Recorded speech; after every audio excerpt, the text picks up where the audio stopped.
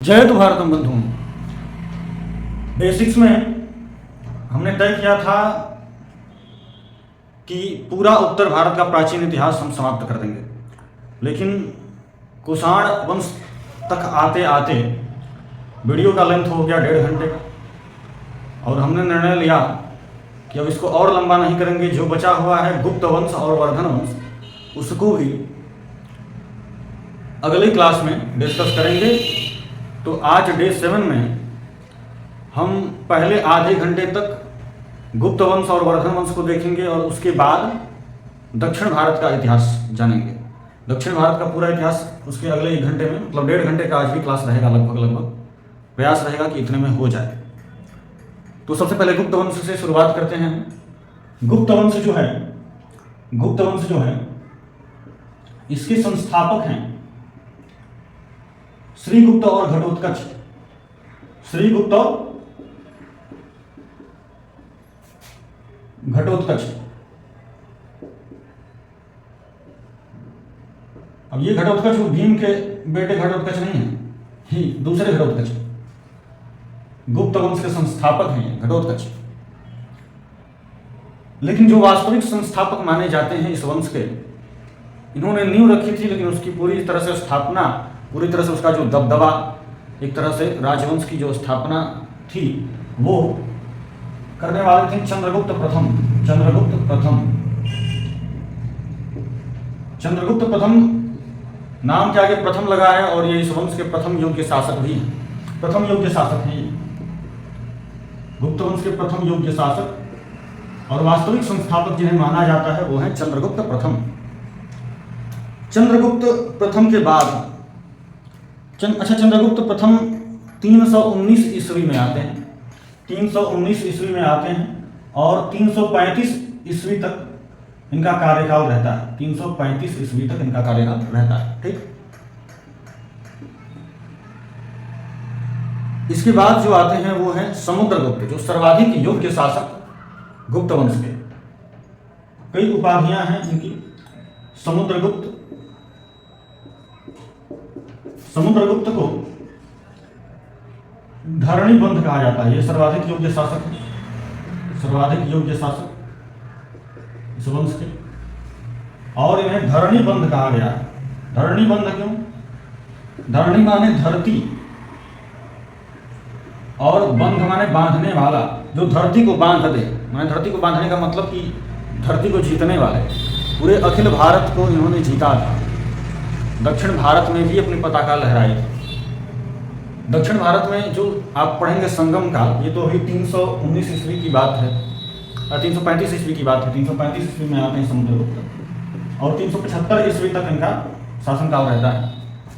लेकिन इससे 300 साल पहले आप जब दक्षिण भारत का इतिहास पढ़ेंगे, उत्तर भारत खत्म होने के बाद दक्षिण भारत पर आएंगे, तो उसमें संगम काल पढ़ेंगे। संगम काल से 3 राजवंशों का पता चलता है, जो कि हैं चेर, चोल और पांड्य।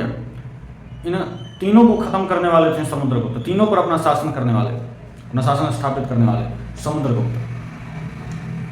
संगम काल को पूरी तरह से धराशायी करने वाले, संगम देश के राजाओं को, राज्यों को, ये समुद्रगुप्त थे। उत्तर भारत से दक्षिण भारत तक पूरा अपना प्रचार प्रसार किया, अपने राज्य का विस्तार किया। लेकिन दक्षिण भारत की खोई हुई गरिमा को वापस लाने का काम करते हैं पुलकेशिन द्वितीय। तो दक्षिण भारत का इतिहास आपको पढ़ाएंगे, आज ही पढ़ाएंगे, तो उसकी उनकी चर्चा करेंगे। पुलकेशिन द्वितीय ने कन्नौज के हर्षवर्धन को हराया था, जो वर्धन वंश के परम योग्य शासक और प्राचीन भारत के, खंड भारत के अंतिम योग्य शासक माने जाते हैं हर्षवर्धन। बहुत बड़े दानवीर, जो जिन्होंने कुंभ मेला शुरू करवाया था प्रयागराज में। बहुत बड़े दानवीर, बहुत महान शासक थे। किसी से हारते नहीं थे कि कोई उन्हें हरा नहीं पाया था, पर पुलकेशिन द्वितीय हरा दिया और दक्षिण भारत की खोई हुई गरिमा को वापस लाया, वापस स्थापित किया। खैर, हम पहले चर्चा कर रहे हैं समुद्रगुप्त की। तो समुद्रगुप्त ने पूरे भारत को जीत लिया था। इन्हें धरणीबंध कहा जाता है, और इन्हें भारत का नेपोलियन भी कहा जाता है। इन्हें भारत का नेपोलियन कहा जाता है। भारत का नेपोलियन। प्रश्न पूछेगा, भारत का नेपोलियन किसे कहा जाता है? उत्तर क्या होगा आपका? समुद्रगुप्त।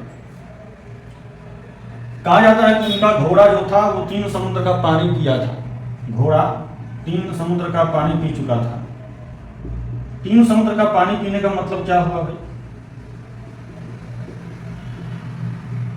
मतलब ये हुआ कि देखिए, इसे हमारा भारत है, इसे हमारा जो भारत है, इस भारत के पूर्वी हिस्से में बंगाल की खाड़ी है, इधर अरब सागर है पश्चिम में, और दक्षिण में पूरा हिंद महासागर है। तो 3 समुद्र हुआ ना, 3 समुद्र हैं भारत के आसपास। भारत 3 समुद्रों से घिरा है। तो घोड़ा 3 समुद्र का पानी कैसे पिएगा? जब समुद्रगुप्त पहले पूरब तक आएंगे तो बंगाल की खाड़ी का पानी पिएगा, इस तट तक आएंगे तो, हाँ, इसका मतलब पूरा पूरब जीत चुके थे। पश्चिम के तट तक एकदम आएंगे तब न जाके यहाँ पर अरब सागर का पानी पिएगा, इसका मतलब पूरा पश्चिम भारत भी जीत चुके थे। और एकदम दक्षिण भारत में यहाँ तक आएंगे तट पर, तब नहीं जाके हिंद महासागर का पानी पिएगा, इसका मतलब कि दक्षिण भारत को भी जीत चुके थे और उत्तर भारत पहले ही से इनका था। तो समुद्रगुप्त इस तरह से पूरे भारत को जीत चुके थे। तो घोड़ा 3 समुद्र का पानी पीता था, यही है। अरब सागर, बंगाल की खाड़ी और हिंद महासागर का पानी ये पी चुका था, इनका घोड़ा ऐसा कहा जाता है। ये जो समुद्रगुप्त हैं, इन्होंने एक अभिलेख बुधवाया, उसका नाम है प्रयाग प्रशस्ति अभिलेख। बड़ा पूछा जाता है, प्रयाग प्रशस्ति किसने लिखवाया? प्रयाग प्रशस्ति किससे संबंधित है? तो समुद्रगुप्त से संबंधित है। प्रयाग प्रशस्ति समुद्रगुप्त द्वारा लिखवाया गया अभिलेख है, प्रयाग प्रशस्ति।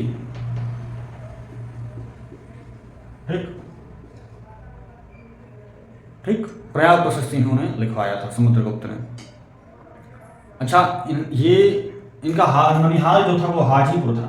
ननिहाल इनका हाजीपुर था, नाना का घर हाजीपुर। हाजीपुर यानी कि लिच्छवी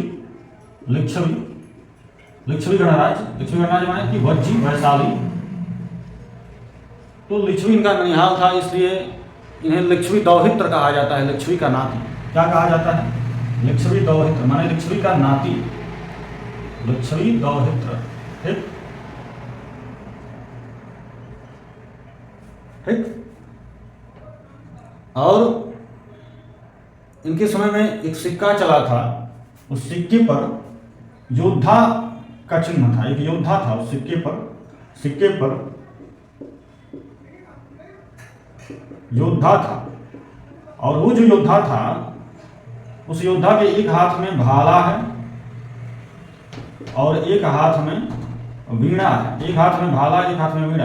इसका मतलब लगता है कि जितना इन्हें युद्ध से प्रेम था उतना ही संगीत से भी प्रेम था।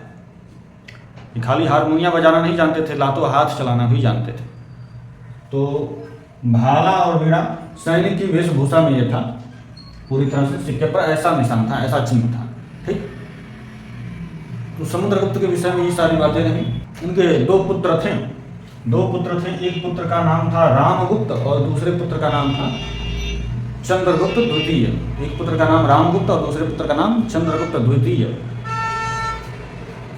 यहाँ पर लिख दे रहे हैं, एक पुत्र का नाम रामगुप्त और दूसरे पुत्र का नाम चंद्रगुप्त द्वितीय। ठीक, रामगुप्त बड़ा था, चंद्रगुप्त द्वितीय छोटा था। रामगुप्त उतना योग्य शासक नहीं था, ये शक्तिशाली नहीं था। चंद्रगुप्त द्वितीय बड़ा ही शक्तिशाली था। रामगुप्त का अभिषेक कब होता है? 375 ईस्वी में। कब होता है? 375 ईस्वी में। ठीक, रामगुप्त की एक पत्नी थी, नाम था देवी। इस देवी का चक्कर था चंद्रगुप्त द्वितीय के साथ, और ये दोनों मिलकर, चंद्रगुप्त द्वितीय और देवी दोनों मिलकर रामगुप्त को मार दिया। रामगुप्त को मारने वाली एक देवी पत्नी इसकी और चंद्रगुप्त द्वितीय भाई इसका। भाई और पत्नी दोनों मिलकर इसको मार दिया। और इतना घटिया काम करने के बाद चंद्रगुप्त द्वितीय उपाधि क्या धारण करता है? तो विक्रमादित्य के भी नाम को बदनाम कर देता है। और बहुत लोग तो ये समझ लेते हैं कि यही विक्रमादित्य था। भ्रम है आपका, जो ऐसा समझते हैं दूर कर दें भ्रम। ये जो विक्रमादित्य का उपाधि धारण किया था, विक्रमादित्य नहीं था। विक्रमादित्य तो इसके 400 साल पहले आ गए थे, आ चुके थे। जो उज्जैनी के राजा थे विक्रमादित्य, हम चर्चा कर भी चुके हैं पिछले क्लास में इसकी। शकों का अंत किया था उन्होंने, हालांकि शक फिर भी कुछ बच गए थे, लेकिन शकों का पूरा हालत पंचर कर दिए थे, पराजित कर दिए थे। और शक संवत के स्थान पर विक्रम संवत लेकर आए थे। विक्रमादित्य। उनकी उपाधि, बहुत महान शासक थे, बड़े बहुत महान शासक थे, और उनका उपाधि धारण किया चंद्रगुप्त द्वितीय। वीर विक्रमादित्य की कहानियाँ आपने सुनी होंगी, विक्रम बेताल में की बहुत सारी कहानियाँ, तो वही विक्रमादित्य। उनकी उपाधि धारण कर लिया कौन? चंद्रगुप्त द्वितीय। 400 वर्ष बाद, तो ये विक्रमादित्य, इसको मत समझिएगा। विक्रमादित्य की उपाधि धारण किया। चंद्रगुप्त द्वितीय के बारे में शासन, इसका शासन शुरू होता है 380 ईस्वी में। 375 से 5 वर्ष राज्य करता है रामगोपाल बेचारा, 5 वर्ष में इसका खत्म कर देता है। 5 साल का, जैसे हमारे यहाँ सरकार गिर जाता है 5 साल में, माने अगर प्रजा वोट ना दे तो हार जाएगा तो गिरबे ना करेगा सरकार, तो 5 वर्ष में इसका भी सरकार गिर गया 380 ईस्वी में। और 380 ईस्वी में आता है चंद्रगुप्त द्वितीय। तो चंद्रगुप्त द्वितीय की चर्चा हम करते हैं, उससे पहले स्क्रीनशॉट थोड़ा इसका ले लीजिए। तो अब देखिए चंद्रगुप्त द्वितीय को, और चंद्रगुप्त द्वितीय के बाद हम चर्चा करेंगे कुमारगुप्त प्रथम की। कुमारगुप्त प्रथम के बाद हम चर्चा करेंगे स्कंदगुप्त की, और उसके बाद गुप्त वंश समाप्त। ठीक, जल्दी से इसको मिटा दें भाई।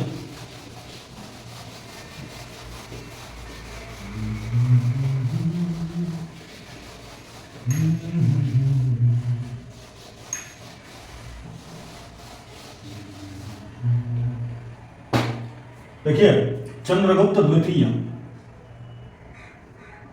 चंद्रगुप्त द्वितीय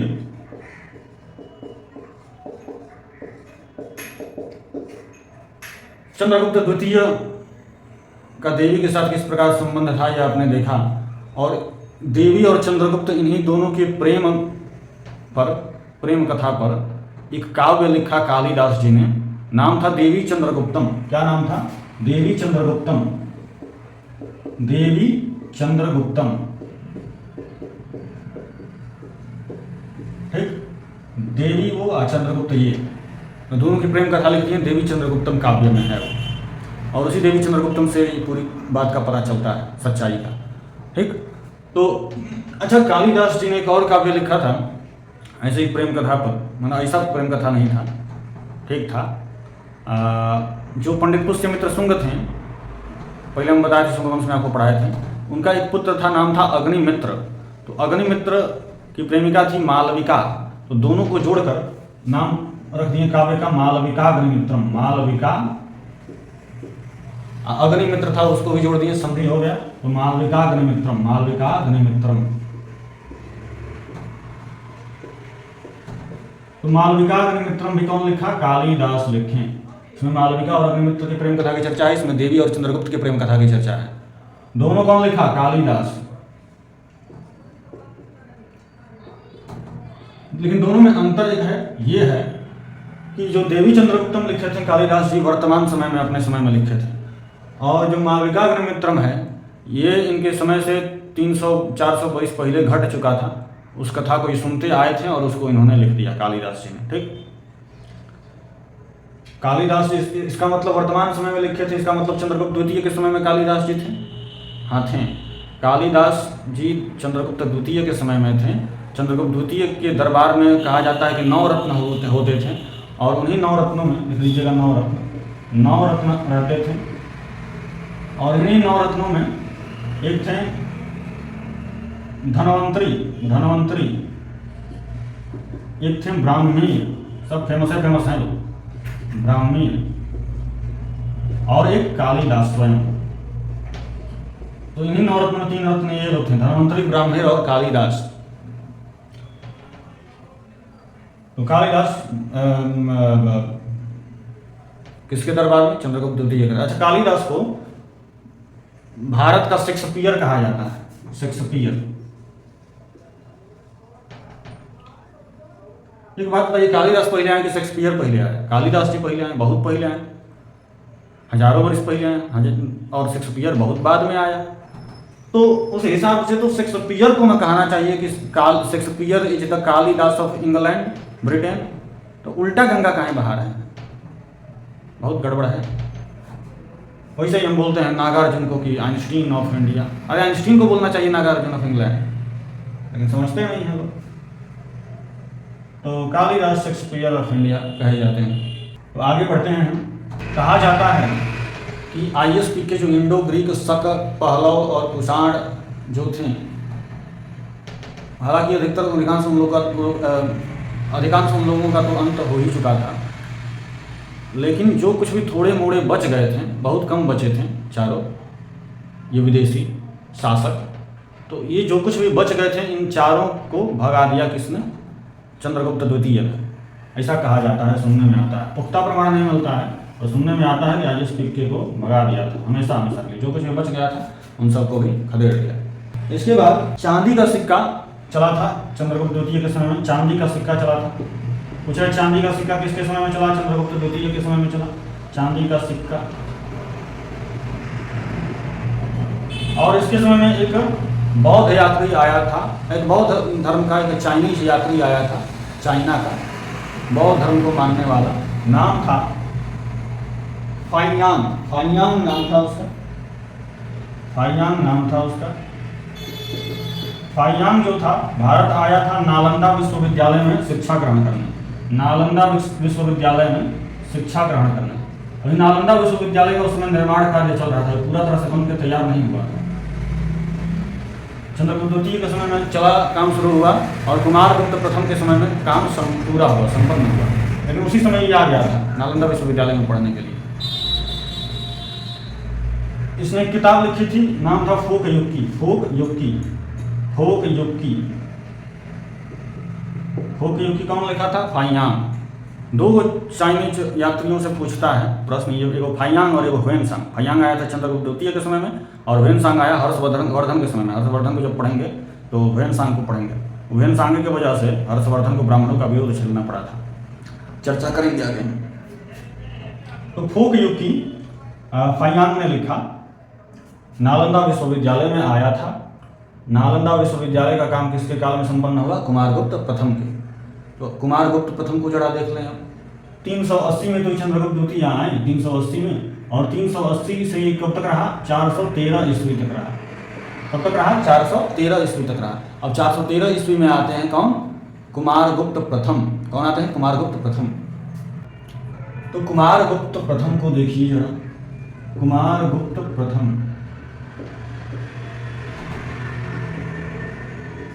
इनको पढ़ें हम। इसको तो पहले अंडरलाइन करके अलग कर दें ताकि क्या मिक्सचर ना हो, इसको अलग भगाइए, ठीक। अब यहाँ से कुमारगुप्त प्रथम को देखें। 413 ईस्वी में इनका राज्याभिषेक होता है, 455 ईस्वी तक इनका शासनकाल रहता है। कब तक? 455 ईस्वी तक, ठीक। तो 413 ईस्वी से लेके 455 ईस्वी तक ये रहते हैं। इन्हीं के समय में नालंदा विश्वविद्यालय का कार्य संपन्न हुआ, नालंदा विश्वविद्यालय का कार्य संपन्न हुआ, कंप्लीट हुआ। नालंदा को कहा गया महायान का ऑक्सफोर्ड। क्या कहा गया? महायान का ऑक्सफोर्ड। महायान क्या है? आप पढ़ चुके हैं पहले से ही। बौद्ध धर्म दो भागों में बटा, हीनयान और महायान। महायान जो शाखा थी किसके समय में बनी? तो कनिष्क के समय में बनी। कल पिछले क्लास में ही पढ़ाए थे और इससे प्रीवियस ईयर में प्रश्न भी पूछा है, ये भी आपको बताए थे। महायान किसके समय में बना? कनिष्क के समय में, ठीक। चौथी संगीति जो हुई थी कनिष्क समय में, उसमें वो संगीति कहाँ हुई थी? कुंडलवन में हुई थी। संगीति कहाँ हुई थी? चौथी संगीति कुंडलवन में हुई थी, कश्मीर के, ठीक। तो महायान का ऑक्सफोर्ड कहा गया। और चूंकि फाइयांग बौद्ध धर्म को मानने वाला था, उसे महायान की शिक्षा लेनी थी, इसलिए ये नालंदा आया चाइना से, ठीक। इसी नालंदा विश्वविद्यालय को खिलजी जलाया था। कुतुब-उद-दीन ऐबक का वो सेनापति था खिलजी। तो बख्तियार खिलजी जो कुतुब-उद-दीन ऐबक का सेनापति था, आके नालंदा को जला दिया था, नालंदा विश्वविद्यालय को, इसी नालंदा विश्वविद्यालय। तो ये तो हो गया। हाँ, अब कुमारगुप्त जो है इसको महेंद्रादित्य की उपाधि मिली, महेंद्रादित्य के नाम से ये जाना जाता है। कुमारगुप्त को महेंद्रादित्य के नाम से जाना जाता है। कुमारगुप्त प्रथम का एक और नाम क्या है? महेंद्रादित्य। इसके अलावा ये कार्तिकेय जी का भक्त था, कार्तिकेय भक्त था, कार्तिकेय भक्त था, ठीक। कुमारगुप्त के बाद 455 ईस्वी में आया स्कंदगुप्त। कौन आया? स्कंदगुप्त। स्कंदगुप्त आया। स्कंदगुप्त का शासन 455 से 467 तक रहा, 12 वर्षों तक रहा। जिन हुंड शासकों के भय से कुषाण भारत में आए थे भागकर ईरान से, सेंट्रल एशिया से, उन्हीं हुंड शासकों ने आक्रमण किया और स्कंदगुप्त को पराजित किया और गुप्त वंश का अंत हुआ। तो अंत किसने किया? हुंड शासकों ने किया। हुंड शासकों ने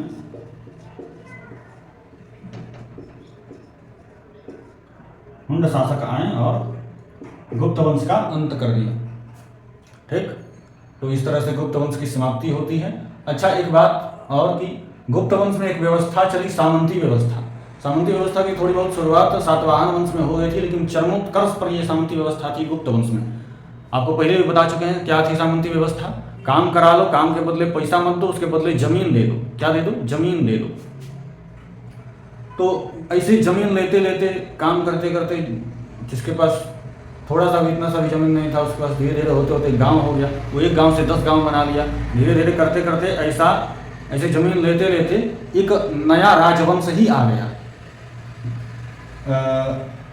गुप्त वंश की सामंती व्यवस्था के परिणाम स्वरूप एक नया राजवंश आया जिसका नाम पड़ा वर्धन वंश। पुष्यभूति वर्धन उसके संस्थापक थे। तो वर्धन वंश को हम आगे पढ़ेंगे, आप स्क्रीनशॉट लीजिए इसका। तो हमने कहा कि गुप्त वंश में एक सामंत थे। गुप्त वंश में एक सामंत थे, उनका नाम था पुष्यभूति वर्धन। क्या नाम था? पुष्यभूति वर्धन। इन्होंने वर्धन वंश की स्थापना की। इसे बहुत लोग पुष्यभूति वंश के नाम से भी जानते हैं और वे बोलते हैं, कहते हैं।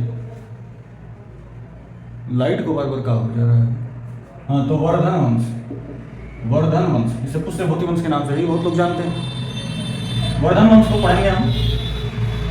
पुष्यभूति के पुत्र हमें नरवर्धन, नाम था नरवर्धन। संस्थापक पुष्यभूति वर्धन, उनके पुत्र नरवर्धन के पुत्र हमें, देखिए, पुष्यभूति वर्धन 467 ईस्वी में स्कंदगुप्त खत्म हो गया, गुप्त वंश खत्म हो गया। उसके बाद 500 ईस्वी तक पुष्यभूति वर्धन ने शासन किया। 500 ईस्वी तक।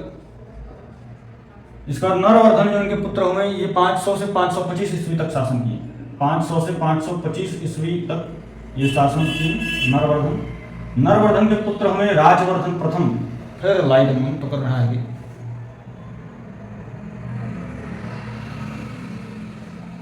तो नरवर्धन के पुत्र हमें राजवर्धन प्रथम। राजवर्धन प्रथम 525 से 555 ईस्वी तक शासन किए। ठीक, राजवर्धन के पुत्र हमें राजवर्धन प्रथम के पुत्र आदित्यवर्धन। कौन थे? आदित्यवर्धन का शासन काल रहा 555 से 585 ईस्वी तक। 555 से 585 ईस्वी तक। आदित्यवर्धन के पुत्र हमें प्रभाकर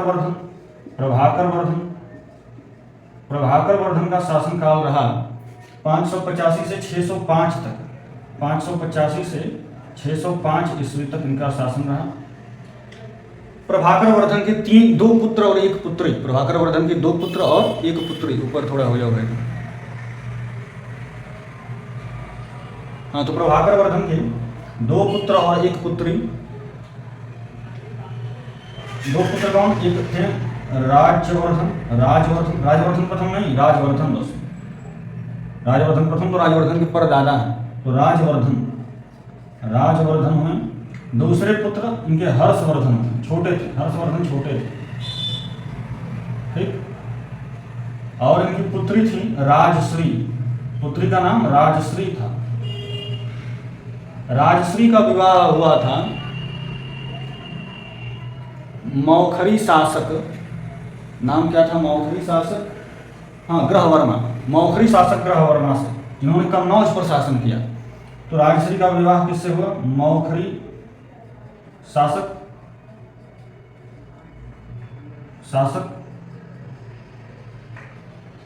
ग्रहवर्मा से इनका विवाह हुआ। ठीक, तो राजवर्धन राजवर्धन अब शासन करते हैं 605 के बाद। 605 से 606 ईस्वी तक ये शासन करते हैं। 605 से 606 ईस्वी तक इनका शासनकाल रहता है। 606 ईस्वी में गौड़ शासक शशांक इनको मार डालता है। शशांक, गौड़ शासक शशांक, गौड़ शासक शशांक। गौड़ शासकों का शासन बंगाल में था। ये पाल वंश के शासक थे। पाल वंश जो बंगाल में था, पाल वंश के बारे में आगे आप पढ़ेंगे। तो पाल वंश का शासक था गौड़ शासक शशांक, बंगाल का, माने अभी भारत का पश्चिम बंगाल और बांग्लादेश, तो इनका शासन था। शशांक ने राजवर्धन को मार दिया। राजवर्धन को मार दिया उस समय 606 ईस्वी में आयु थी हर्षवर्धन की 16 वर्ष। 590 ईस्वी में ही पैदा हुए थे, तो 16 वर्ष आयु थी। सोचा कि तो बच्चा है, क्या करेगा, ये हमारा हरियाणा तो हमारा हो ही गया, अब यूपी भी हम लेंगे। हरियाणा में इन लोग का शासन था। हरियाणा में जो थानेसर है उसका प्राचीन नाम स्थान विश्वर था उस समय। तो स्थान विश्वर हरियाणा का क्षेत्र है, वही इनकी राजधानी थी वर्धन वंश की। तो ये कहा कि भाई हमारा हरियाणा तो हमारा हो ही गया, हरियाणा तो हमारा हो गया। इसकी जो बहन है राज से इसका विवाह हुआ है मौखरी शासक ग्रहवर्मा से। इनका शासन कन्नौज पे है, जो कन्नौज यूपी में है। तो इस पर आक्रमण करते कोई बचाने वाला है नहीं। राजवर्धन चला ही गया। हर्षवर्धन छोटा है, 16 वर्ष का, क्या करेगा, अपने जीजा को बचा पाएगा नहीं। हम यूपी भी हमारा हो जाएगा, कन्नौज भी हमारा हो जाएगा। तो क्या किया कि शशांक इनके जीजा जी को ही मार दिया। जीजा जी भी खत्म हो गए और यहीं पर रुका नहीं। राजश्री जो बहन है हर्षवर्धन की, इनका अपहरण कर लिया शशांक ने। राजश्री का अपहरण कर लिया। इतना कुछ कांड कर दिया। अब तो हर्षवर्धन के गुस्सा का कम ठीक नहीं। 16 वर्ष के थे पर शशांक के लिए काफ़ी थे। 100 से 1600 के शशांक। हाँ, तो हर्षवर्धन गुस्साए और हर्षवर्धन ने क्या किया, तो हर्षवर्धन ने शशांक का काम तमाम कर दिया। शशांक का काम तमाम कर दिया और राजश्री को छुड़ा लिया। राजश्री को छुड़ा लिया। राजश्री अब सती होने जा रही थी। सती प्रथा उस समय था, चलता था। तो इन्होंने सती होने से राजश्री को बचाया, अपनी बहन को, और सती प्रथा का विरोध किया। तो सबसे पहले सती प्रथा का विरोध करने वाले कौन थे? हर्षवर्धन। सती प्रथा का विरोध किया इन्होंने,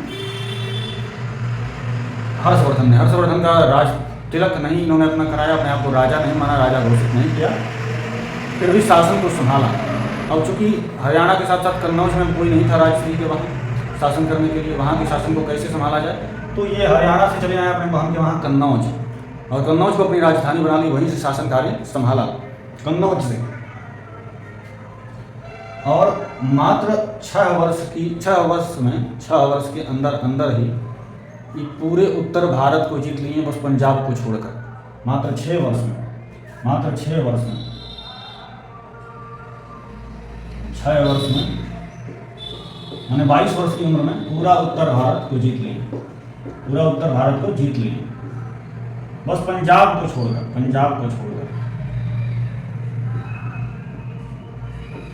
इतने प्रतापी। एक स्क्रीनशॉट लीजिए, हाँ मिटाते हैं इसको। अच्छा देख लीजिए एक बार समरी। तो सबसे पहले पुष्य भूतिवर्धन ने स्थापना की। पुष्य भूतिवर्धन के पुत्र हुए नरवर्धन के पुत्र हुए राजवर्धन के पुत्र हुए राजवर्धन प्रथम के पुत्र हुए आदित्यवर्धन के पुत्र हुए प्रभाकर वर्धन के 2 पुत्र 1 पुत्री। राजवर्धन हर्षवर्धन के पुत्र, राजश्री पुत्री। राजवर्धन को मारा शशांक ने। राजश्री के पति ग्रहवर्मा को मारा शशांक ने। राजश्री का अपहरण किया शशांक ने। और शशांक ने एक और कांड किया था। बोधि वृक्ष जो गया का है उसको कटवा दिया था। बोधि वृक्ष को कटवा दिया था। उस समय वो बोधि वृक्ष की 5वीं पीढ़ी थी।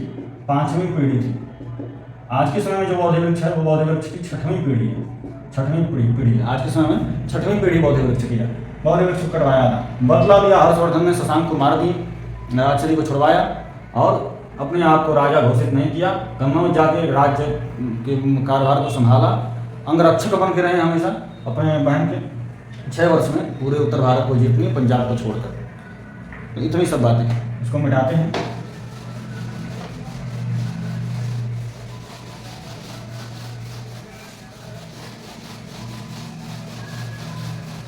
और इसके आगे हर्षवर्धन ने बहुत विशाल फौज तैयार की थी। इनके फौज में 60,000 तो बस हाथी थे, 60,000 हाथी, सोचिए 60,000 हाथी इनकी फौज में थे।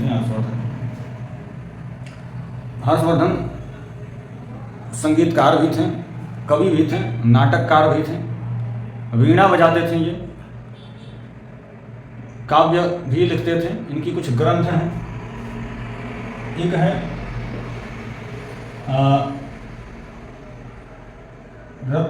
रत्नावली है, और एक प्रियदर्शिका है। दोनों नाटक है, नाट्य ग्रंथ है, नाट्य शास्त्र, दोनों नाट्य हैं। प्रियदर्शिका दोनों नाटक ही हैं। और एक नागानंद इनका है, एक तीसरा इनका प्रमुख रचना जो है वो नागानंद है। नागानंद ही है ना बाबू? हाँ, नागानंद ही है, ठीक। तो इनके दरबार में बाण भट्ट नाम के कवि थे, ये इनके परम मित्र भी रहते थे, हर्षवर्धन के परम मित्र भी थे। इन्होंने 2 रचनाएं इनकी प्रमुख हैं, एक हर्षचरित जिसमें हर्षवर्धन का जिक्र है, हर्षचरित, और दूसरा कादंबरी इनकी सबसे प्रसिद्ध काव्य ग्रंथ है।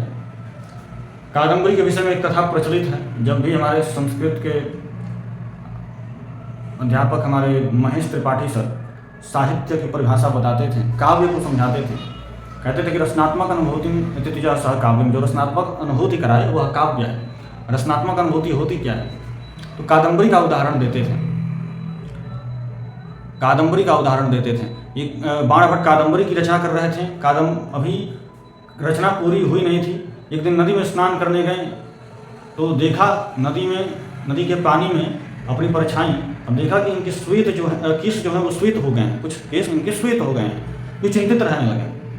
इनके 3 पुत्र थे। पुत्रों ने पूछा, आप चिंतित क्यों रहते हैं पिताश्री, आपकी चिंता का कारण क्या है? तो इन्होंने कहा कि मेरे केश श्वेत हो गए हैं, मैं अपने जीवन की चौथी अवस्था में आ गया हूँ, अब मेरी मृत्यु हो जाएगी, मैं इसीलिए चिंतित हूँ। तो आपकी मृत्यु हो जाएगी इसलिए आप चिंतित हैं? आप इतने बड़े विद्वान हैं, सब कुछ जानते हुए भी आप चिंतित हैं मृत्यु के कारण? उन्होंने कहा, मृत्यु के कारण चिंतित नहीं, हम ये सोचकर चिंतित हैं कि अगर मृत्यु हमारी हो जाएगी तो हमारी कादंबरी जो रचना है वो अधूरी रह जाएगी। पुत्रों ने कहा, आपकी रचना अधूरी रह जाएगी? आपके 3 इतने विद्वान पुत्र, हम आपकी रचना को पूरी करेंगे। मैं व्याकरण में महारत हासिल किया हूँ, मेरा ये भाई कर्मकांड में पूरा पारंगत है, ये छोटा भाई सबसे जो है ये साहित्य में एकदम पारंगत है, हम आपकी रचना को तीनों मिलकर पूरा करेंगे। उनका नहीं, तीनों मिलकर नहीं, तीनों की परीक्षा लेंगे, जो परीक्षा में उत्तीर्ण होगा वो पूरा करेगा। परीक्षा लिया, तीनों को एक एक करके बुलाएं। सबसे पहले व्याकरण वाले को बुलाएं, सबसे बड़का को। कहा कि अच्छा बताओ, आगे चंदन की सूखी लकड़ी है, इसका संस्कृत अनुवाद क्या होगा? तो सीधे सीधे व्याकरण के सूत्र सब लगा के बता दिया कि अग्रे चंदन से शुष्क काष्ठानि सन्ति, आगे चंदन की सूखी लकड़ी है। डांट के भगा दे, हट जाओ तुम, एक पंक्ति लिखने के लायक नहीं हो, ऐसा उत्तर देते। मैं सोच रहा था हम सब सही बताएं, कहाँ इतना डांटे। दूसरा का जो था कि भैया जी इतने व्याकरण में महारथी हैं और इनको इतना डांट के भगा दिए, तो हूबहू तो बोलेंगे तो हमारा भी वही हाल होगा, हम थोड़ा इधर उधर सब कुछ कर देते हैं। ये गया तो कहा कि अग्रे चंदन से शुष्क काष्ठानि सन्ति, अग्रे शुष्क काष्ठानि चंदन से सन्ति, इसने कहा। व्याकरण वाले ने कहा कि अग्रे चंदन से शुष्क काष्ठानि सन्ति, आगे चंदन की सूखी लकड़ी है। ये थोड़ा शुष्क काष्ठानि को पहले कर दिया, चंदन को बाद में कर दिया। कहा कि अग्रे शुष्क काष्ठानि चंदन से सन्ति, आगे सूखी लकड़ी चंदन के हैं। कहा कि तुम थोड़े ठीक हो, लेकिन तुम भी जाओ, तुम भी इसके लायक नहीं। सबसे छोटा आया, वो क्या कहा कि शुष्क काष्ठानि चंदन से सन्ति अग्रे, सूखी लकड़ी चंदन के हैं आगे। देखिए इसमें कितना रस है, इसमें आनंद आ रहा है कि वो पहले वाला सुनने में आनंद आ रहा है।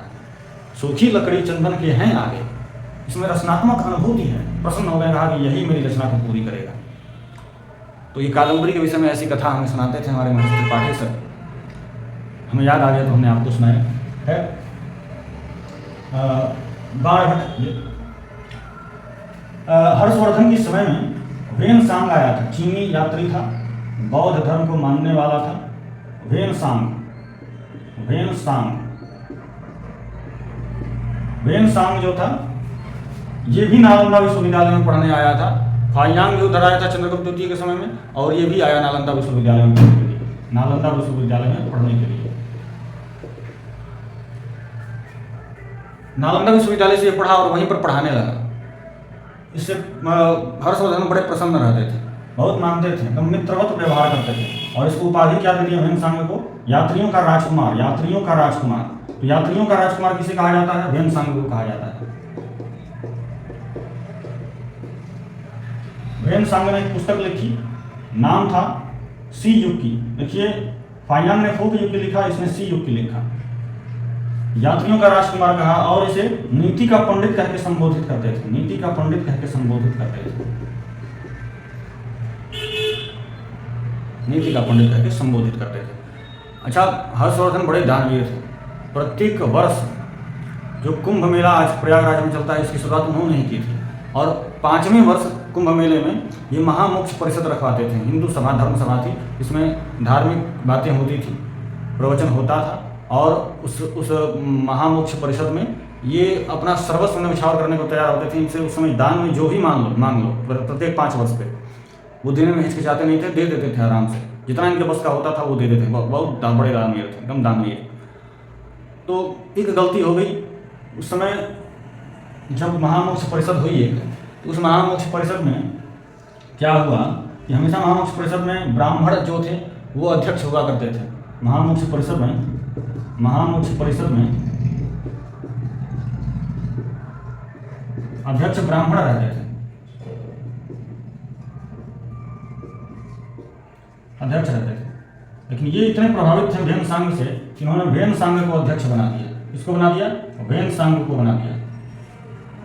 अब बताइए, इसमें महामोक्ष परिषद में सनातन धर्म की चर्चा होती थी। वेनसांग बौद्ध धर्म को मानने वाला था, इसको हिंदू धर्म के बारे में क्या जानकारी होगी। ये जाके पूरा बौद्ध धर्म सुनाने लगा, उसका प्रचार करने लगा। इतना सबको सुना दिया, इतना सुना दिया, सब ब्राह्मण भाग गए, कान पका दिया सुनाकर। बहुत लोग तो इसको 5वीं संगीति भी बोल दिए बौद्ध धर्म की। 4 संगीतियाँ हुई बौद्ध धर्म में, और बहुत लोग 5वीं संगीति इसको वेनसांग वाला को बोल दिए, महामोक्ष परिषद को 5वीं संगीति बोल दी। हालांकि इसको मान्यता प्राप्त है नहीं, लेकिन बहुत लोग बोलते हैं। तो ब्राह्मण बड़े क्रोधित हुए। अब महामोक्ष परिषद है, हिंदू धर्म सभा है, उसमें जाकर कोई बौद्ध धर्म की व्याख्या करे, और वो भी चीनी विदेशी। ब्राह्मण हमेशा अध्यक्ष रहते हैं, और ये बहुत ज़्यादा क्रोधित हुए। ब्राह्मणों का विरोध हो अब मतलब इतना चरम पर चला गया। हर्षवर्धन कंट्रोल करते करते बहुत थक गए, हालत खराब हो गया इनका कंट्रोल करते करते। इन्होंने पूरा उत्तर भारत को जीत लिया था, और दक्षिण भारत पर इनका विजय करने का प्लान था। और ये प्लान का खबर लग गया था पुलकेशिन द्वितीय को, जो आंध्र का राजा था, पुलकेशिन द्वितीय को पता चला कि अभी ब्राह्मणों का विरोध झेल रहे हैं, उसको नियंत्रण करने में व्यस्त हैं। इस समय अगर आक्रमण किया जाए तो हार जाएंगे। हर्षवर्धन कभी पराजित नहीं हुए थे, लेकिन सही अवसर ढूंढ के पुलकेशिन द्वितीय ने आक्रमण कर दिया। पुलकेशिन द्वितीय ने, और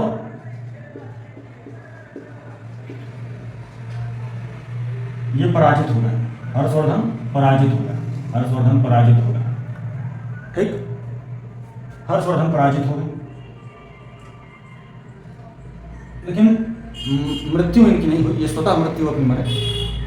606 में तो राज्याभिषेक, 606 में तो ये शासन को संभाले, और 647 में इनकी मृत्यु हुई। 647 में इनकी मृत्यु हुई। इनकी मृत्यु के बाद इनका कोई वारिस नहीं था, इसलिए अधिकतर लोग ये अंदाजा लगाते हैं और कह देते हैं कि इन्होंने विवाह नहीं किया था, ये अविवाहित थे। लेकिन ऐसा ये गलत है। पहले भी हमको यही लगता था कि ये अविवाहित थे। इन्होंने विवाह किया था, दुर्गावती गौड़ से इन्होंने विवाह किया था। किससे विवाह किया था? दुर्गावती गौड़ से इन्होंने विवाह किया था। और इनसे 2 पुत्र भी इनके हुए थे, भाग्यवर्धन, और वर्धन आप लगा लीजिएगा, और कल्याणवर्धन।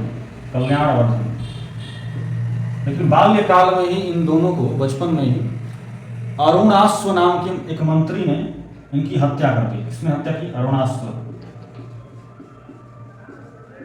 ने हत्या की। अब इन दोनों के मरने के बाद कोई बच्चा भी, पुत्र भी नहीं हो रहा था इनका। लोगों ने कहा कि आप दूसरा विवाह कर दो। इन्होंने सिरे से खारिज कर दिया, नहीं, हम दूसरा विवाह नहीं करेंगे, हम एक पत्नी व्रत धर्म का पालन करेंगे। तो इसके चलते इनका कोई वारिस नहीं रहा। और चूंकि इनका कोई वारिस नहीं रहा तो इनके मरने के बाद अब वर्धन वंश तितर बितर हो गया और कन्नौज को कब्जा में करने के लिए त्रिपक्षीय संघर्ष छिड़ गया। त्रिपक्षीय संघर्ष, इसकी चर्चा हम दक्षिण भारत के संगम काल को पढ़ने के बाद करेंगे। त्रिपक्षीय संघर्ष, त्रिपक्षीय संघर्ष में नीचे से राष्ट्रकूट गए कन्नौज पर कब्जा करने के लिए, बाएं से प्रतिहार गए और दाएं से पाल गए। इसकी चर्चा हम आगे करेंगे।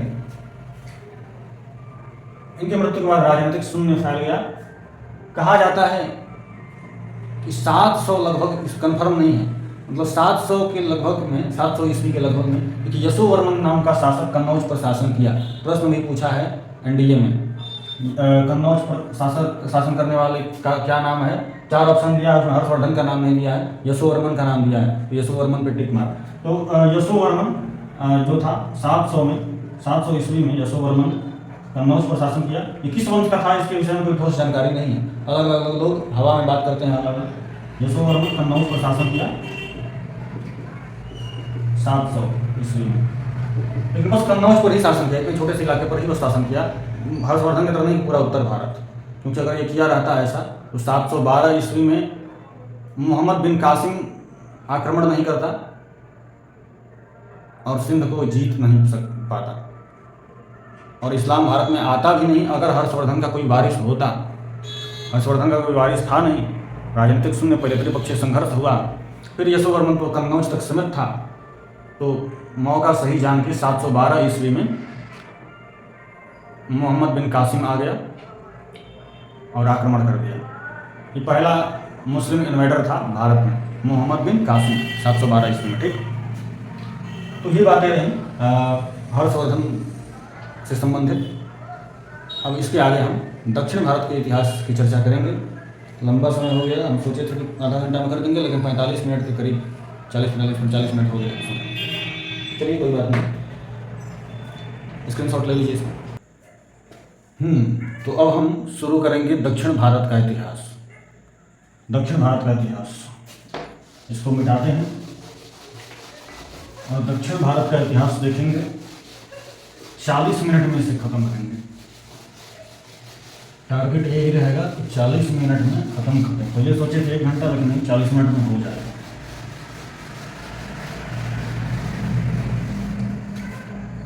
देखिए, दक्षिण भारत के इतिहास का पता हमें संगम काल से चलता है।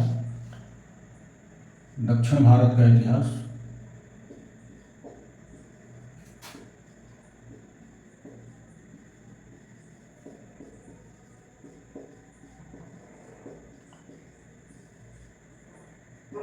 इसका पता हमें संगम काल से चलता है। कहाँ से चलता है? संगम काल से। संगम काल है क्या? संगम माने मिलन, मीटिंग, सभा, सम्मेलन। तो धर्म सम्मेलन जो होते थे, कवियों के सम्मेलन जो होते थे, जो धर्म पर चर्चा करते थे, काव्य पर चर्चा करते थे, भाषा, साहित्य, इन सब पर चर्चा करते थे, कवियों का सम्मेलन हुआ करता था दक्षिण भारत में, उसे संगम काल बोला जाता था। 3 संगम काल का जिक्र मिलता है, 3 संगम काल हुए थे और इन 3 संगम कालों को तमिल भाषा में मुचंगम कहा जाता है। क्या कहा जाता है? मुचंगम कहा जाता है। तो संगम काल 3 हुए, इन्हें मुचंगम कहा जाता है तमिल भाषा में, मुचंगम। इनमें से जो 2 थे, उन 2, पहला और दूसरा, उन दोनों को इतिहासकार नहीं मानते हैं, वो कहते हैं ये पौराणिक है। तीसरे को मानते हैं। इन तीनों का जो कालखंड है, समय है, उसमें बड़ा विवाद है। कोई ठोस प्रमाण नहीं, कोई कुछ कहता है, कोई कुछ कहता है। कोई कहता है कि 1ली से 3री सदी तक ये तीनों संगम काल हुआ था, कोई कहता है कि 3री से 6वीं सदी तक हुआ था, कोई कहीं मिलता है, लूसेंट की किताब में मिलता है कि 4400 ईसा पूर्व में पहला हुआ था संगम काल। कहीं कुछ मिलेगा, कहीं कुछ मिलेगा, नेट पर देखिएगा तो कुछ और मिलेगा। एगो मिल जाएगा कि 559 ईसा पूर्व में हुआ था पहला, दूसरा 59 ईसा पूर्व में, तीसरा 49 ईस्वी में। इसी से बहुत सारे मिलेंगे। किसको सत्य माने? तो हम यही सोचे कि इसको सत्य माने भाई। तो निर्णय लिए कि जो सबसे पहले हमको जो सही लगा था, सबसे पहली बार जो हमने पढ़ा था वो सही लगा था, उसी को मान कर चले। तो आपको भी वही हम बताते हैं। वैसे ही परीक्षा में पूछेगा नहीं, क्योंकि इतना जब विवाद है समय के बारे में तो पूछता भी नहीं है। तो संगम काल 3 जो हुए थे, इसमें से पहला जो हुआ था वो 4400 ईसा पूर्व में, जैसा कि लूसेंट का किताब बोलता है 4400 ईसा पूर्व में, बीसीई में, बिफोर कॉमन इरा में। तो 4400 ईसा पूर्व में हुआ पहला। इसके अध्यक्ष थे अगस्त ऋषि। कौन अध्यक्ष था? अगस्त ऋषि। अगस्त ऋषि इसके अध्यक्ष थे। कहाँ हुआ था ये? तो ये दक्षिणी मदुरा में हुआ था। कहाँ हुआ था? दक्षिणी मदुरा में हुआ था। दक्षिणी मदुरा।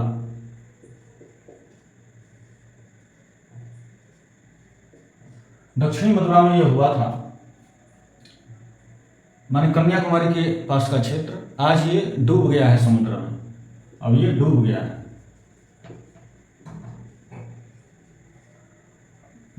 यहां पर हुआ था पहला सम्मेलन। दूसरा जो सम्मेलन, इसमें जो भी किताब लिखे गए, पुस्तक लिखे गए, बताया जाता है कि 4 काव्य इसमें लिखे गए थे, 4 ग्रंथ लिखे गए थे, लेकिन वर्तमान समय में उन चारों में से कोई उपलब्ध नहीं है। दूसरा संगम काल 1800 ईसा पूर्व में हुआ था। इसके भी अध्यक्ष अगस्त ऋषि ही थे। अगस्त ऋषि ही थे, लेकिन बाद में इनके एक शिष्य थे, नाम था तोलकापियर। तोलकापियर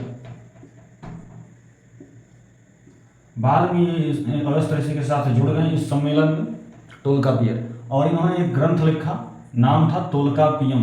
क्या नाम था? तोलकापियम। एनडीए में प्रश्न पूछा है इससे, तोलकापियम से। तोलकापियम किस प्रकार का वर्क है? तो तमिल ग्रामर वर्क, तोलकापियम। तोलकापियर ने क्या लिखा? तोलकापियम लिखा। ये एक तमिल व्याकरण ग्रंथ है। क्या है? तमिल व्याकरण ग्रंथ है। तमिल व्याकरण ग्रंथ है, इस पर ध्यान दीजिएगा। तमिल व्याकरण ग्रंथ है ये। जो दूसरा संगम हुआ था, ये हुआ था कपाटपुरम में। कहाँ हुआ था? कपाटपुरम। कपाटपुरम में हुआ दूसरा सम्मेलन, दूसरा संगम। तीसरा जो संगम हुआ था, पहली से तीसरी सदी के बीच में, पहली सदी से तीसरी सदी के बीच में माना जाता है।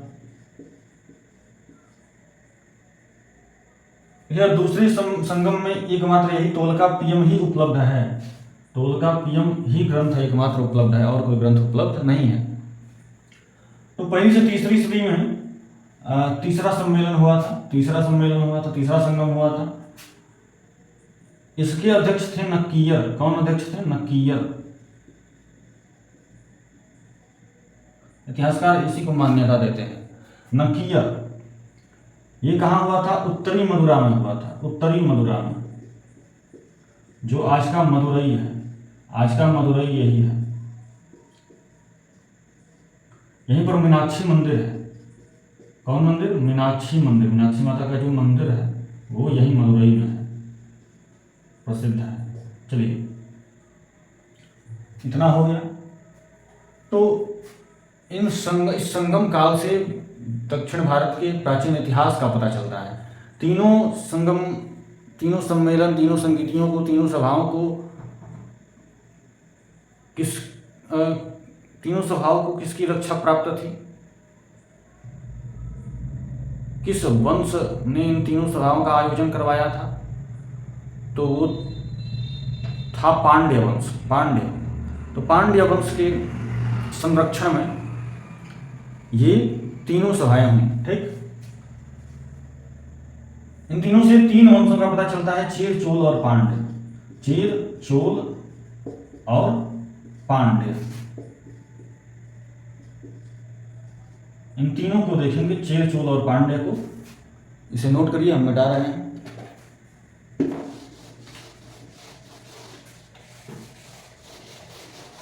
तो चेर, चोल और पांड्य को हम देखेंगे।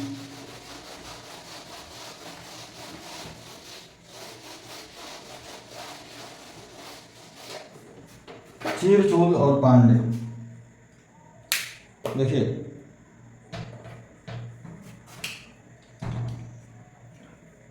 देखिए ये है हमारा दक्षिण भारत।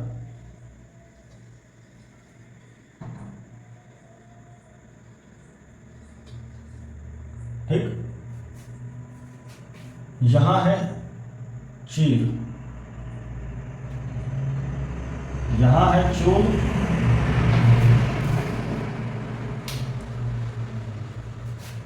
ये चीर है, ये है चोल, और यहां है पांड्य। ठीक, ये चेर है, चेर वंश, चोल वंश,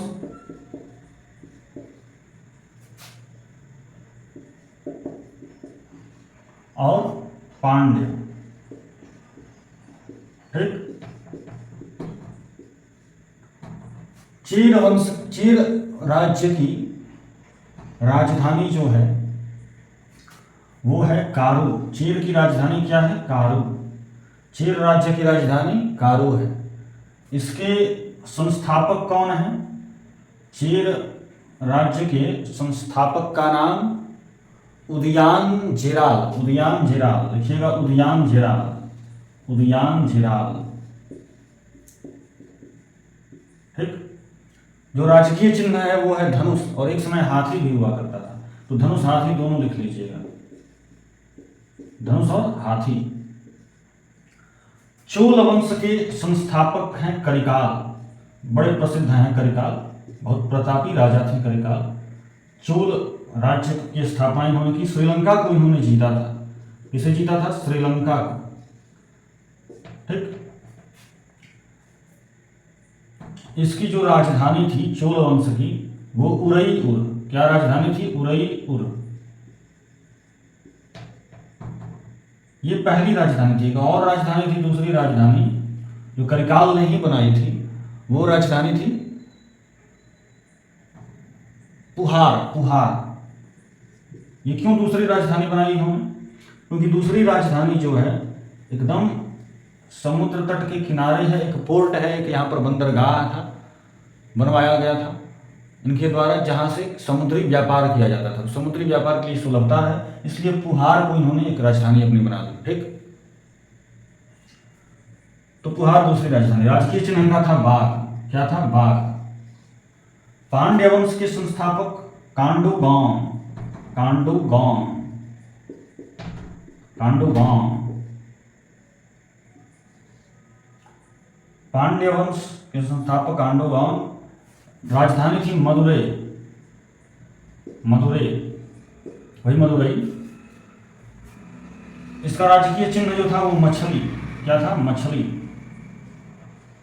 ठीक, ये तीसरी चौथी सदी तक तो चला, जैसा कि हम पहले ही चर्चा कर चुके हैं। समुद्रगुप्त आए, धरणी बंद भारत के नेपोलियन, और सबको जीत लिए, सब संगम एज को खत्म कर दिए। चेर, चोल, पांड्य तीनों राज्यों को ये जीत लिए, खत्म कर दिए, सब खत्म हो गया। ये सब चेर, चोल, पांड्य सब खत्म। अच्छा, खत्म हो गया, लेकिन उसके बाद चौथी सदी में खत्म हो गया। चौथी सदी में, क्योंकि 335 में आए थे समुद्रगुप्त, 335 से 375 तक उनका शासन था, तो चौथी सदी थी। तो चौथी सदी में ये सब समाप्त, सब समाप्त। इसके बाद छठवीं सदी में एक दक्षिण भारत में नए वंश का उदय होता है, नाम होता है चालुक्य। क्या नाम है? चालुक्य। यहाँ पर चालुक्य हैं, चालुक्य। तो चालुक्य जो है कर्नाटक के आसपास के रीजन में, चालुक्यों की तीन तीन राजधानी। सबसे पहले वातापी थी, वातापी, दूसरे में कल्याणी, अलग अलग समय में, और तीसरे में बेंगी, तीसरे में बेंगी। इसका उदय हुआ। कब उदय हुआ? किस सन में उदय हुआ इनका? 543 से 753 तक चालुक्य चला, चालुक्य वंश। कौन वंश है ये? चालुक्य है, चालुक्य।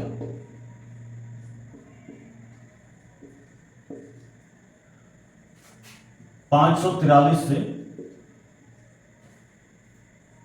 753 ईस्वी तक। ठीक, इसके जो संस्थापक थे वो जय सिम्हा थे। वातापी को अपनी राजधानी बनाई किसने? जय सिम्हा ने, जय सिम्हा। ठीक, जय सिम्हा के बाद जो शासक आए वो पुलकेशिन प्रथम, पुलकेशिन प्रथम, पुलकेशिन प्रथम। पुलकेशिन प्रथम के बाद आए पुलकेशिन द्वितीय। पुलकेशिन प्रथम ने पल्लवों के साथ जंग छेड़ी है। पल्लव कौन है बताएंगे? पुलकेशिन द्वितीय। पुलकेशिन द्वितीय ने भी इस परंपरा को आगे बढ़ाया। इन्होंने भी पल्लवों से युद्ध किया, उन्हें हराया, पराजित भी किया। पुलकेशिन द्वितीय के बारे में ये तो आप जानते हैं पहले से कि हर्षवर्धन को इन्होंने हराया था नर्मदा नदी के तट पे, पुलकेशिन द्वितीय ने। और जो दक्षिण भारत की गरिमा धूमिल हो गई थी समुद्रगुप्त के आक्रमण से, उसे फिर से शिखर तक पहुंचाया। दक्षिण भारत को उत्तर भारत तक पहुंचाया इन्होंने, उत्तर भारत पे अपना अधिकार किया, कन्नौज पे, पुलकेशिन द्वितीय ने। हालांकि वापस आ गए, हरा लिया, उससे प्रभाव वहाँ पर छोड़ा अपना, लेकिन वापस आ गए और कर्नाटका के आसपास अपना राजधानी बना के रहने लगे, वातापी को। अब इसी के समानांतर में, इसी के समान काल में, उसी समय चोल और पांड्य वंश, इन दोनों वंशों के ध्वंसावशेष पर एक वंश की उत्पत्ति हुई, नाम था पल्लव। आधा चोल का हिस्सा, आधा पांड्य का हिस्सा। ये पल्लव वंश था। कौन सा वंश था? पल्लव वंश। पल्लव वंश।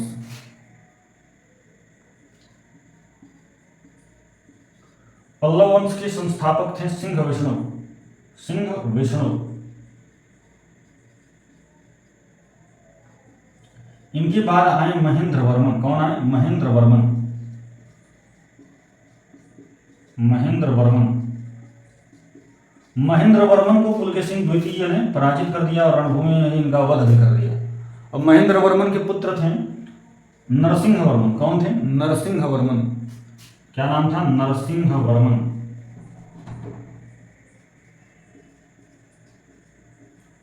देखिए, पल्लवों की राजधानी थी कांची। क्या राजधानी थी? कांची। कांची उनकी राजधानी थी। तो महेंद्र वर्मन को हराने के बाद पुलकेशिन द्वितीय ने कांची कोंड की उपाधि धारण की। किसकी उपाधि धारण की? कांची कोंड। कांची राजधानी थी, कांची को हरा दी, कांची कोंड बन गए। कांची कोंड की उपाधि धारण की किसने? पुलकेशिन द्वितीय ने। अब इसका प्रतिशोध लेना था नरसिंह वर्मन को। नरसिंह वर्मन ने प्रतिशोध लिया। नरसिंह वर्मन ने पुलकेशिन द्वितीय का काम तमाम कर दिया। पुलकेशिन द्वितीय चले गए और नरसिंह वर्मन ने क्या उपाधि धारण की? वातापी कोंड, क्योंकि वातापी इनकी राजधानी थी। तो वातापी कोंड की उपाधि धारण की किसने? नरसिंह वर्मन ने। वातापी कोंड। ठीक, वातापी कोंड की उपाधि नरसिंह वर्मन ने धारण की। अब जब पुलकेशिन द्वितीय नहीं रहे, पुलकेशिन द्वितीय की मृत्यु के बाद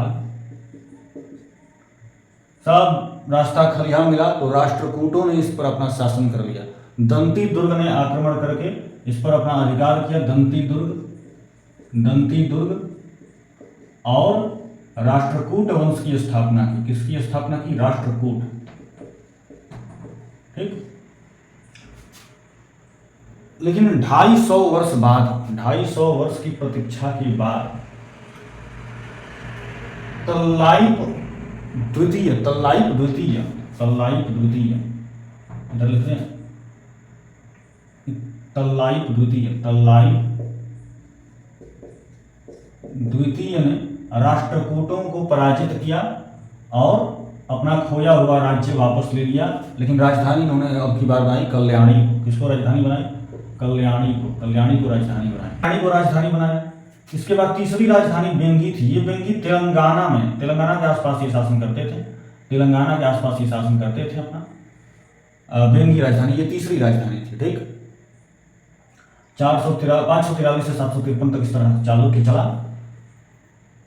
और पल्लव की ये कहानी आपने देखी। अब आगे चोल वंश का उदय फिर से एक बार हुआ।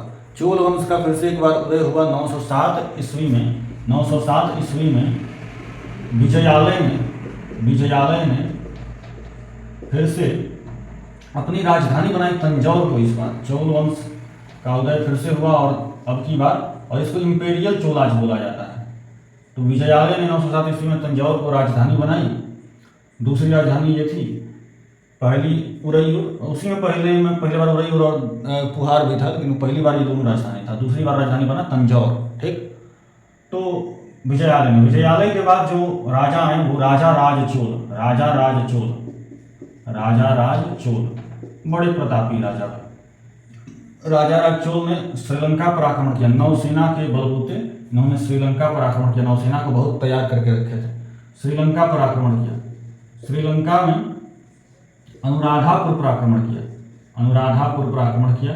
अनुराधापुर पर राज करने वाले महेंद्र पंचम को इन्होंने हराया। महेंद्र पंचम को हराया और महेंद्र पंचम को हराने के बाद उपाधि धारण की मामुंडी चोल। क्या उपाधि धारण की? मामुंडी चोल।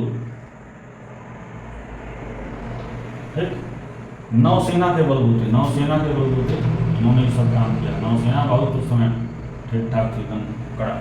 श्रीलंका पूरा नहीं जीता, आधा अधूरा जीता इन्होंने श्रीलंका को। राजा राज चोल के बाद आते हैं राजेंद्र चोल या राजेंद्र प्रथम भी उन्हें कहा जाता है। सबसे महान शासक चोल वंश के राजेंद्र चोल या फिर राजेंद्र प्रथम इन्हें कहा जाता है। इन्होंने पहले तो इंडोनेशिया पर आक्रमण करके शैलेंद्र वंश का खात्मा किया। ठीक, इसके बाद ये बंगाल पर आक्रमण किए। बंगाल के शासक महिपाल को हराया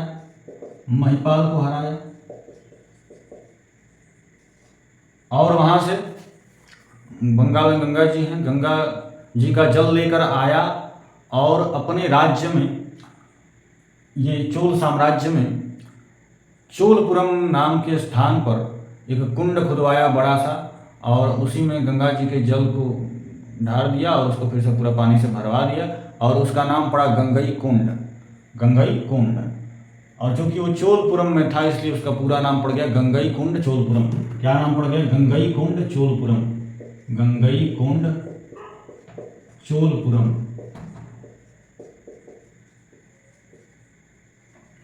ठीक, गंगई कुंड चोलपुरम। और एक उपाधि इसने धारण की नीलगंगम की। महिपाल को हराने के बाद नीलगंगम की उपाधि धारण की, नीलगंगम। ठीक, फिर से श्रीलंका पर आक्रमण किया और इस बार पूरे श्रीलंका को जीता। राजा राज चोल ने आधे अधूरा जीता था, इसने पूरा श्रीलंका जीत लिया। इसने राजेंद्र चोल ने पूरी श्रीलंका को जीत लिया। पूरी श्रीलंका को राजेंद्र चोल ने जीत लिया। ठीक, तो श्रीलंका को पूरी तरह से जीत लिया राजेंद्र चोल ने। अच्छा, हम पुलकेशिन द्वितीय की बात किए थे तो उस पर एक प्रश्न पूछता है, पुलकेशिन द्वितीय की चर्चा किस अभिलेख में मिलती है? तो ऐहोल अभिलेख में मिलती है। पुलकेशिन द्वितीय इसी में बताया गया है किस तरह हर्षवर्धन को पराजित किया। ऐहोल अभिलेख, ऐहोल जो कर्नाटका में है, ऐहोल अभिलेख। ये किस भाषा में है? ये प्रश्न पूछे तो संस्कृत भाषा में है। किस भाषा में है? संस्कृत भाषा में। ठीक, अच्छा, अब एक बात और, दक्षिण भारत के इतिहास का पहला स्रोत तो ये है संगम काल। इसके अलावा दूसरा स्रोत है अभिलेख। जो अभिलेख मिला, कौन सा अभिलेख? तो हाथी गुफा अभिलेख। अभिलेख मिला, अभिलेख हाथी गुफा अभिलेख। कौन सा अभिलेख? हाथी गुफा अभिलेख।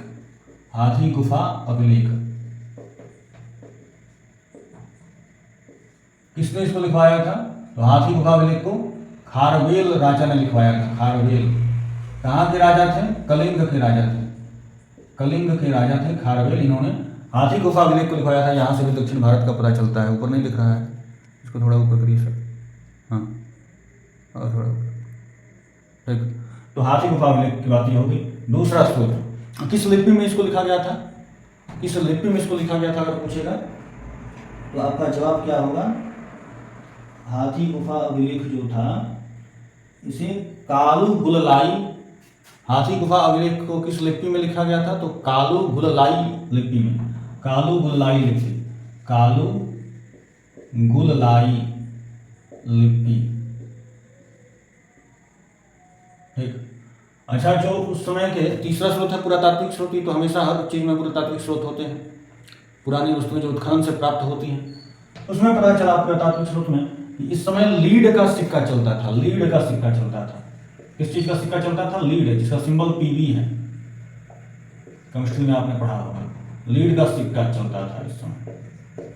ठीक, तो ये सब बातें रही। अब इतना आप नोट करिए, इसके आगे हम चर्चा करेंगे त्रिपक्षीय संघर्ष की। स्क्रीनशॉट ले लीजिए इसका।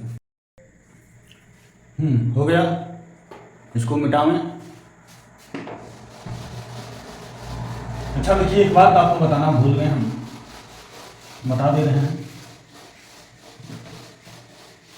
तीनों संगम काल से पता चलता है साहित्यों से उसके कि तमिल साहित्य के जनक जो थे, इसका प्रचार प्रसार करने वाले और वैदिक संस्कृति के, मुख्यतः वैदिक संस्कृति के प्रचार प्रसार करने वाले जो थे वो अगस्त्य ऋषि थे। दक्षिण भारत में वैदिक संस्कृति, उत्तर भारत नहीं, दक्षिण भारत में वैदिक संस्कृति का प्रचार प्रसार करने वाले अगस्त्य ऋषि थे। और एक चीज छूट गई है, तमिल साहित्य का बाइबल जिसे कहा जाता है उसका नाम तिरुकुराल है, लिख लीजिएगा, महत्वपूर्ण है। तिरुकुराल, तिरुकुराल को तमिल साहित्य का बाइबल बोला जाता है, ठीक, तमिल साहित्य का बाइबल, इसे लिख लीजिएगा। अब इसके आगे हम चर्चा करते हैं त्रिपक्षीय संघर्ष की। त्रिपक्षीय संघर्ष देखिए, पहले इसके बारे में संकेत कर चुके थे। हर्षवर्धन की मृत्यु के बाद कन्नौज पर तीन तरफ से आक्रमण हो गया, तीन वंशों का पाने के लिए। कन्नौज में क्योंकि कोई शासक था नहीं, तो कन्नौज में कोई शासक था नहीं, तो तीनों ओर से कन्नौज पर आक्रमण हो गया। नीचे से राष्ट्रकूटों ने आक्रमण किया, राष्ट्रकूटों ने नीचे से आक्रमण किया, दाहिने से पाल वंश ने आक्रमण किया और बाएं से प्रतिहार ने आक्रमण किया। अब कन्नौज है यूपी में, राष्ट्रकूट है कर्नाटक में, ये थोड़ा और इधर होगा, बीचों बीच नहीं होगा। राष्ट्रकूट यहाँ पर, राष्ट्रकूट है कर्नाटक में और पाल है बंगाल में, बंगाल बिहार का क्षेत्र जो है। तो सबसे पहले जो जाता है वो राष्ट्रकूट जाता है, राष्ट्रकूट जाता है, ठीक। कन्नौज पर आक्रमण करने सबसे पहले जो जाता है वो राष्ट्रकूट जाता है। जाने की इच्छा तो पाल की थी, पाल वंश में उसमें शासक था धर्मपाल, वो जाना चाहता था सबसे पहले, क्योंकि पुरानी शत्रुता थी कन्नौज से। हर्षवर्धन मारा था शशांक को, शशांक भी उतना कांड किया था, पहले चर्चा कर ही चुके हैं। तो पुरानी शत्रुता थी, पहले जाना चाहता था, लेकिन राष्ट्रकूट सबसे पहले धावले चला गया। फिर भी ये दूर था और ये नजदीक था, तो देरी से भी जाएगा तो पहले पहुंचेगा, पहुंच गया, दोनों साथे साथे पहुंचा, तो दोनों आपस में लड़ने लगा कन्नौज के लिए। और ये प्रतिहार गुजरात में है, तो गुजरात में प्रतिहार के शासक थे नागभट्ट। कौन थे? नागभट्ट। नागभट्ट अपना बुद्धि लगाएं, अपना यही बुद्धि लगाएं, फायदा अपना हर जगह ये सब ढूंढता है। बोले कि पाल जा रहा है, राष्ट्रकूट जा रहा है, आपस में दोनों लड़े, लड़कर थक जाए तब हम जाएंगे, दोनों को भगा देंगे और जीत जाएंगे। तो वैसा ही हुआ, दोनों आपस में लड़ा, इधर नागभट्ट चले गए यहाँ से। ये थोड़ा प्रतिहार और नीचे है, इतना ऊपर नहीं, प्रतिहार यहाँ, हाँ, तो प्रतिहार यहाँ से गया और कन्नौज पर अपना अधिकार कर लिया। नागभट्ट पर, प्रतिहार का शासक नागभट्ट, ठीक। राष्ट्रकूट हम बताए थे चालुक्यों, पुलकेशिन द्वितीय के वध के बाद दंती दुर्ग ने इसकी स्थापना की। राष्ट्रकूट में एक प्रसिद्ध राजा है कृष्ण प्रथम, कृष्ण प्रथम। इन्होंने एलोरा का कैलाश मंदिर बनवाया था, एलोरा का कैलाश मंदिर बनवाया था। आप जानते हैं एलोरा तीनों धर्मों के लिए प्रसिद्ध है, हिंदू, जैन और बौद्ध, तीनों धर्मों के लिए प्रसिद्ध है। तीनों धर्मों की मूर्तियां यहाँ पर हैं एलोरा में। वहीं अजंता में बस बौद्ध धर्म की मूर्ति है, अजंता में बस बौद्ध धर्म की मूर्ति है, ठीक। तो कृष्ण प्रथम एक अच्छे शासक थे। तो राष्ट्रकूट चला गया और इसी समय की प्रतीक्षा कर रहा था कौन? चालुक्य, तल्लाइक द्वितीय, जिसके बारे में हम पहले बताएं।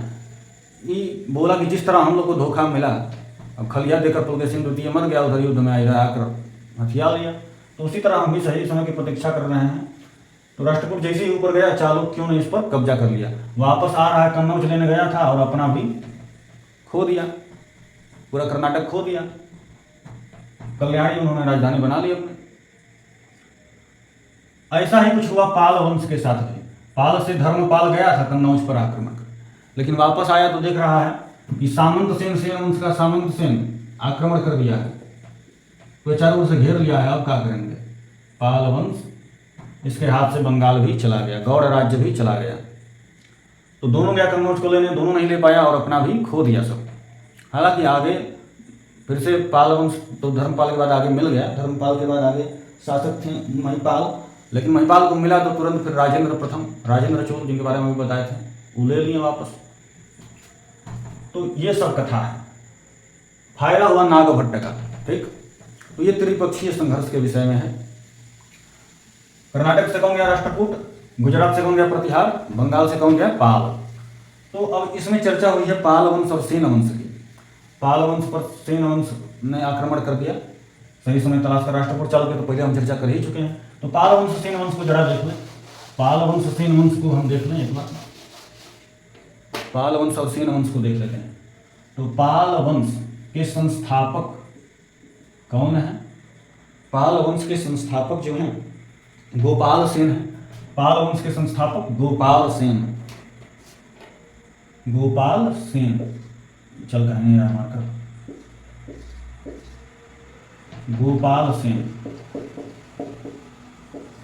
हाँ गोपाल सेन इसके संस्थापक हैं। इन्होंने एक यूनिवर्सिटी बनवाई, ओदपुरा यूनिवर्सिटी, आपने नाम सुना होगा। ओदपुरा यूनिवर्सिटी किसने बनवाई? गोपाल सेन ने। ठीक, जो संस्थापक हैं इस वंश के। मुंगेर राजधानी थी, मुंगेर राजधानी थी, मुंगेर राजधानी थी। इनके बाद आते हैं दूसरे शासक धर्मपाल। कौन? धर्मपाल, जिन्होंने त्रिपक्षीय संघर्ष में हिस्सा लिया। धर्मपाल, इन्होंने त्रिपक्षीय संघर्ष में हिस्सा लिया, साथ में विक्रमशिला यूनिवर्सिटी इन्होंने बनवाया। विक्रमशिला यूनिवर्सिटी बनवाया। ठीक, धर्मपाल के बाद महिपाल। महिपाल के बारे में आप जानते हैं, राजेंद्र चोल ने किस तरह हराया था और गंगईकोंड की उपाधि धारण की। तो महिपाल, ये पाल वंश है। सेन वंश देखिएगा जरा, सेन वंश, सेन वंश यहां लिख देते हैं। सेन वंश, देखिए सेन वंश के संस्थापक जो हैं सामंत सेन। हमने देखा है कि पाल गए थे इधर आक्रमण करने कन्नौज पर, तब तक सामंत सेन धरा गए। तो सामंत सेन इसके संस्थापक हैं। सामंत सेन, ठीक, सामंत सेन इसके संस्थापक हैं। और लखनौती इनकी राजधानी, लखनौती इनकी राजधानी है।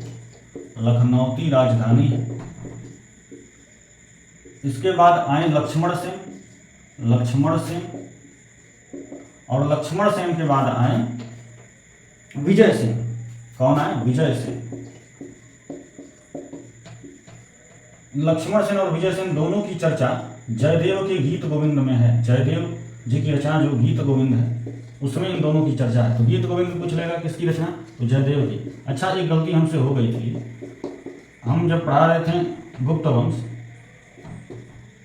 तो चंद्रगुप्त द्वितीय के दरबार में कालिदास थे, ये सोचकर हमने कह दिया कि देवी चंद्रगुप्तम कालिदास द्वारा लिखित है। नहीं, देवी चंद्रगुप्तम विशाखा दत्त द्वारा लिखित है। विशाखा दत्त ने उसको लिखा। देवी चंद्रगुप्तम विशाखा दत्त की है और एक मुद्रा राक्षस विशाखा दत्त की है। कालिदास की मालविकाग्निमित्रम है, ये सही है, लेकिन देवी चंद्रगुप्तम विशाखा दत्त का। जयदेव का गीत गोविंद, इसमें चर्चा है विजय सेन और लक्ष्मण सेन की। ठीक, अब इसके बाद एक और वंश के बारे में थोड़ा सा जान लेते हैं, उसमें ज़्यादा कुछ नहीं जानेंगे। चंदेल, चंदेल वंश। चंदेल, इनका राज्य जो था वो मध्य प्रदेश में था। मध्य प्रदेश में चंदेल वंश था। तो इसके संस्थापक जो थे वो जजाक भुक्ति। कौन? जजाक भुक्ति। जजाक भुक्ति। इसी चंदेल वंश के एक शासक धंग ने क्या किया? धंग ने जो खजुराहों का कंदरिया मंदिर है, कंदरिया महादेव का मंदिर जो है, खजुराहों का जो कंदरिया महादेव का मंदिर है उसका निर्माण कराया। खजुराहों का जो कंदरिया महादेव का मंदिर है उसका निर्माण किसने करवाया? धंग ने करवाया। अच्छा, एक बात और, चंदेल वंश में मिलता है, मध्य प्रदेश में है। तो मध्य प्रदेश में भीमबेटका नाम का एक जगह है, भीमबेटका। यहाँ पर पहली भित्ति चित्र मिली है। पहली भित्ति चित्र मिली है। भित्ति चित्र क्या होता था? आदिवासियों द्वारा दीवारों पर चित्र बनाया जाता था, वही भित्ति चित्र। आदिवासियों द्वारा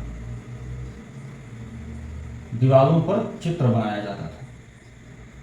ठीक, तो भीमबेटका में वो मिला है पहला भित्ति चित्र। अच्छा, हम ये बताना तो भूल ही गए, वो प्रतिहार से नागभट्ट थे, पाल से धर्मपाल थे, लेकिन राष्ट्रकूट से कौन था? राष्ट्रकूट से ध्रुव थे। लिख लीजिएगा, राष्ट्रकूट से त्रिपक्षीय संघर्ष में ध्रुव थे। राष्ट्रकूट से ध्रुव थे, ध्रुव थे राष्ट्रकूट से।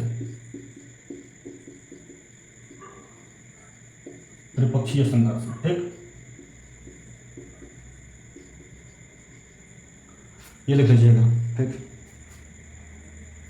इतना हो गया। इसके बाद 2 वंश और हैं, लेकिन वो थोड़े भी महत्वपूर्ण नहीं, उनसे प्रश्न नहीं बनते हैं।